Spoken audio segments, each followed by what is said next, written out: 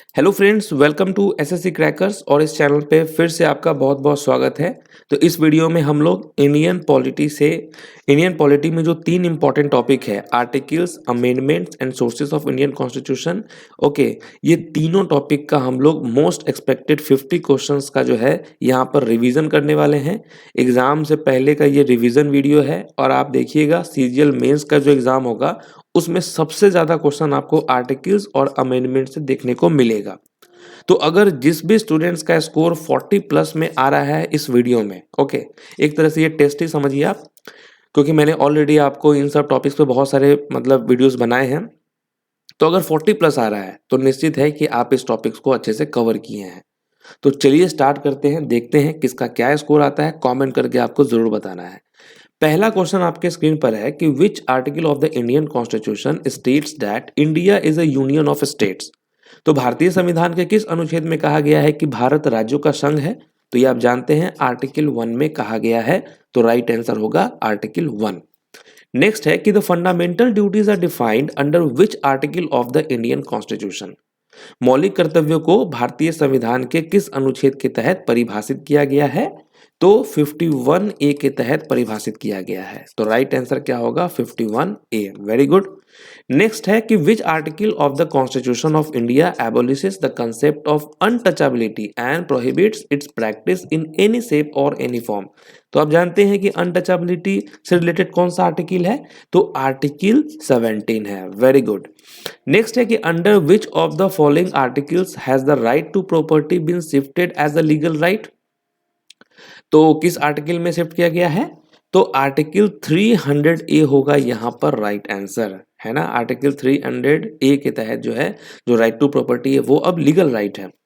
Next है कि under which article of the constitution does a citizen have the freedom to practise any profession और occupation.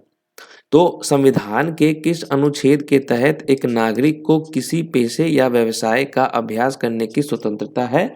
ये किस article से मिलता है उन्हें? तो आर्टिकल 19(1) के तहत उनको ये फ्रीडम मिलता है। Okay, article 19(1)।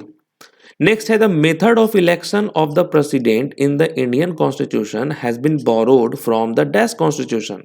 तो भारतीय संविधान में राष्ट्रपति के चुनाव की विधि को किस देश के संविधान से लिया गया है? बहुत बार मैंने आपको करवाया है। राइट आंसर क्या होगा? आयरिश होगा, यानी कि आयरलैंड होगा यहाँ पर राइट आंसर। या इस देश के संविधान से लिया गया है method of election of the president. Next है constitutional requirement to present the annual financial statement before parliament is given in article dash of the constitution of India. तो यहां पर क्या होगा राइट आंसर? किस आर्टिकल में ये है? तो आर्टिकल 112 रिलेटेड है किससे? एनुअल फाइनेंशियल स्टेटमेंट से। ठीक है, आर्टिकल 112। नेक्स्ट है कि who was the prime minister of India when the fundamental duties were included in the Indian constitution. तो कौन थे भारत के, कौन थे प्रधानमंत्री जब मौलिक कर्तव्यों को भारतीय संविधान में शामिल किया गया था? तो राइट आंसर क्या होगा? इंदिरा गांधी जी थी। ठीक है, इंदिरा गांधी जी। नेक्स्ट है कि which part of the constitution of India contains with in it the power and function of the union public service commission. Bharat के संविधान के किस भाग में संघ लोक सेवा आयोग की शक्तियां और कार्य निहित है? किस पार्ट में है? तो पार्ट 14 में है। ठीक है, 14 होगा राइट आंसर, पार्ट 14 में है। नेक्स्ट है कि which article of the Indian constitution deals with matters relating to or connected with the the election of a president or vice president। भारतीय संविधान का कौन सा अनुच्छेद राष्ट्रपति या उपराष्ट्रपति के चुनाव से संबंधित या उससे संबंधित मामले से संबंधित है? तो क्या होगा? आर्टिकल 71 होगा यहाँ पर राइट आंसर। ये अभी जीडी के एग्जाम में पूछा गया क्वेश्चन है। नेक्स्ट है कि which was not the part of original Indian constitution that was adopted in the year 1950। तो कौन सा मूल्य भारतीय संविधान का हिस्सा नहीं था जिसे वर्ष 1950 में अपनाया गया था? तो ध्यान से देखिए क्या होगा राइट आंसर। राइट आंसर यहां पर क्या होगा? फंडामेंटल ड्यूटीज ये नहीं था। ओके क्योंकि 42nd अमेंडमेंट एक्ट ऑफ 1976 के तहत जो है 10 फंडामेंटल ड्यूटीज को शामिल किया गया था और 86 अमेंडमेंट एक्ट 2002 के तहत जो है बाद में चलकर एक और ऐड किया गया जिसके तहत 11 फंडामेंटल ड्यूटीज हो गए। ओके और किसके रिकमेंड पे हुआ था? तो स्वर्ण सिंह कमेटी इन 1976 होगा यहाँ पर राइट आंसर।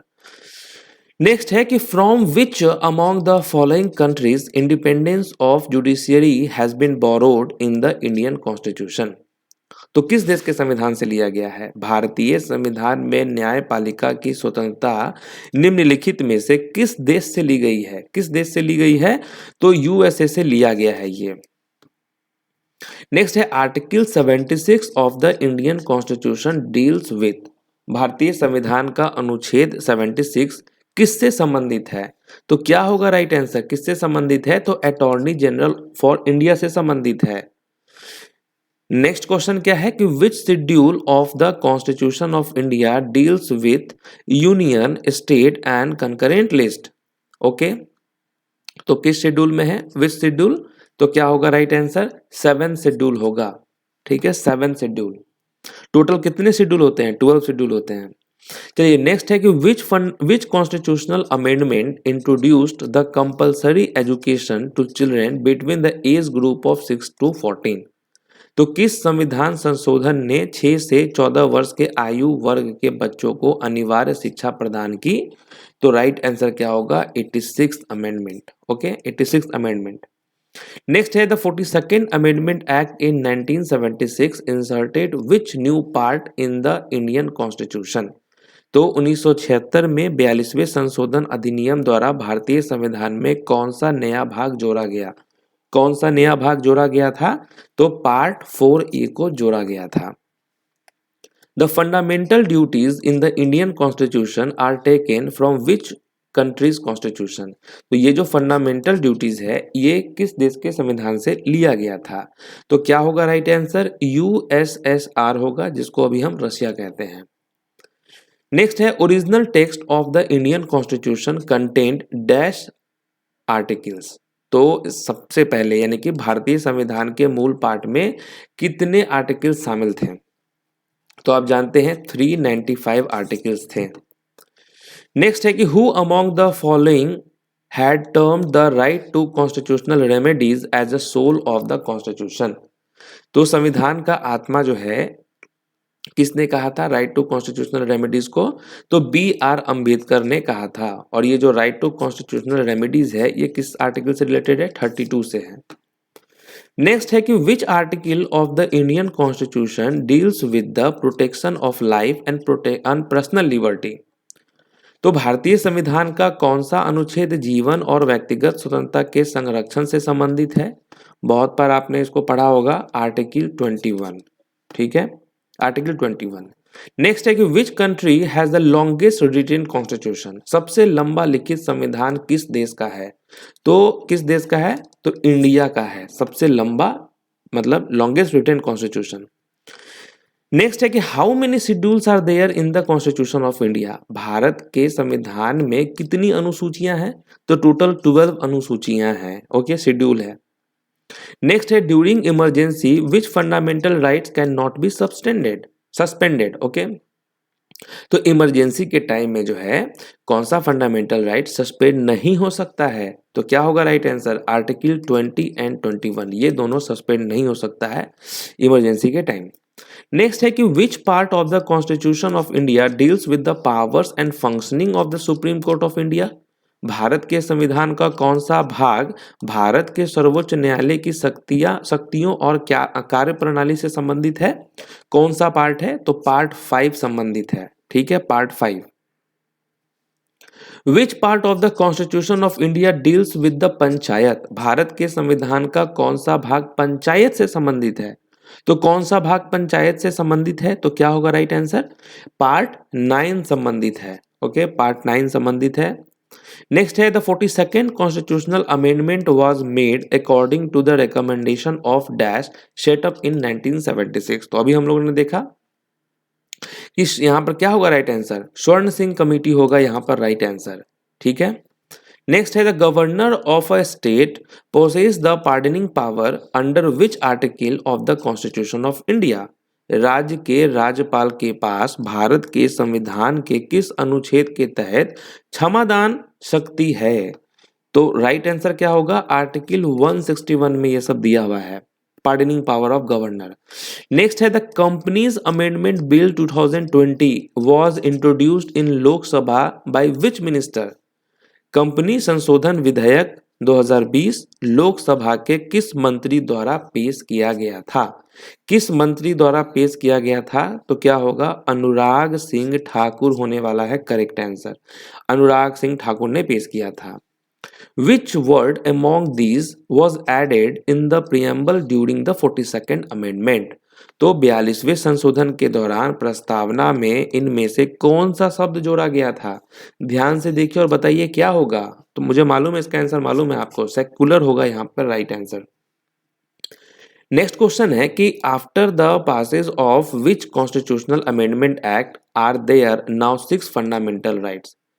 तो किस संविधान संशोधन अधिनियम के पारित होने के बाद अब 6 मौलिक अधिकार हो गए हैं, 6 मौलिक अधिकार हो गए हैं। तो 44th अमेंडमेंट इन 1978 होने वाला है राइट आंसर। नेक्स्ट है कि which article of Indian constitution is related with the conduct of business of the government of a state. भारतीय संविधान का कौन सा अनुच्छेद किसी राज्य की सरकार के कार्य संचालन से संबंधित है? तो क्या होने वाला है राइट आंसर? आर्टिकल 166 होगा यहाँ पर करेक्ट आंसर। ठीक है, आर्टिकल 166 जिसके तहत क्या है, किसी राज्य के सरकार के कार्य संचालन से संबंधित है, आर्टिकल 166। नेक्स्ट है the dash amendment in the year 2020 of Indian constitution extended the reservation of schedule caste and schedule tribe. भारतीय संविधान के कैवे संशोधन वर्ष 2020 में अनुसूचित जाति और अनुसूचित जनजाति के आरक्षण को बढ़ा दिया गया। तो क्या होगा राइट आंसर? 104th अमेंडमेंट होने वाला है यहाँ पर right answer. As per the 73rd and 74th amendment India has dash tier government system. तो 73वें और 74वें संशोधन के अनुसार भारत में कितने स्तरीय सरकारी प्रणाली हैं? ध्यान से देखिए, बताइए कितने स्तरीय सरकारी प्रणाली है 73वें और 74वें संशोधन के अनुसार? तो 3 यहाँ होगा, 3 टीयर। ओके, 3 स्तरीय होगा। नेक्स्ट है द 101st 101वां जो है संविधान के 101वें संविधान संशोधन अधिनियम ने डैश की प्रणाली शुरुआत की। किसकी शुरुआत की? The 101st constitutional amendment act of the Indian constitution introduce the system of dash. ध्यान से देखिए ऑप्शन को, ये ऑप्शन आपको कंफ्यूज भी कर सकता है, लेकिन मुझे मालूम है कि इसका आंसर सबका सही होने वाला है। 1 नेशन 1 टैक्स होगा। Okay, The term mini constitution is used for which constitutional amendment act of the Indian Constitution? भारतीय संविधान के किस संवैधानिक संशोधन अधिनियम के लिए मिनी कॉन्स्टिट्यूशन शब्द का प्रयोग किया जाता है? ये होगा आपका 42nd amendment act. Next question है the article 25 to 28 of the Indian constitution refers to the dash. तो भारतीय संविधान के अनुच्छेद 25 से 28 का उल्लेख है, उसमें क्या उल्लेख है? 25 से 28 में क्या है? ये है right to freedom of religion. Okay, right to freedom of religion ये आपको मिलेगा 25 से 28 के बीच में। ओके, नेक्स्ट है कि in which year were the 73rd and 74th amendments passed by the parliament. तो संसद द्वारा 73वां और 74वां संशोधन किस वर्ष पारित किया गया था? बताइए इसमें से किस वर्ष पारित किया गया था 73rd एंड 74th संशोधन? तो 1992 होगा यहाँ पर करेक्ट आंसर, 1992 में। नेक्स्ट है कि which of the following articles of the constitution of India deals with amendment in the constitution. Bharat के संविधान के निम्नलिखित में से कौन सा अनुच्छेद संविधान में संशोधन से संबंधित है? संशोधन से संबंधित कौन सा आर्टिकल है? तो आर्टिकल 368 है। नेक्स्ट है the 73rd amendment deal with which of the following. 73वां संशोधन निम्नलिखित में से किससे संबंधित है? किससे संबंधित है ये 73वां अमेंडमेंट, 73वां संशोधन? तो पंचायत राज सिस्टम से संबंधित है। नेक्स्ट है कि which article authorize the president to appoint the governor of a state as the administrator of an adjoining union territory. तो कौन सा अनुच्छेद राष्ट्रपति को एक राज्य के राज्यपाल को निकटवर्ती केंद्र शासित प्रदेश के प्रशासक के रूप में नियुक्त करने की अधिकृत करता है? तो कौन सा आर्टिकल है? आर्टिकल 239 होगा यहां पर राइट आंसर 239। ओके, नेक्स्ट है कि which of the following amendments of the constitution of India gave the status of state to Goa. तो वो कौन सा संशोधन है जिसमें जो है गोवा को राज्य का दर्जा दिया गया? किस संशोधन में किया गया?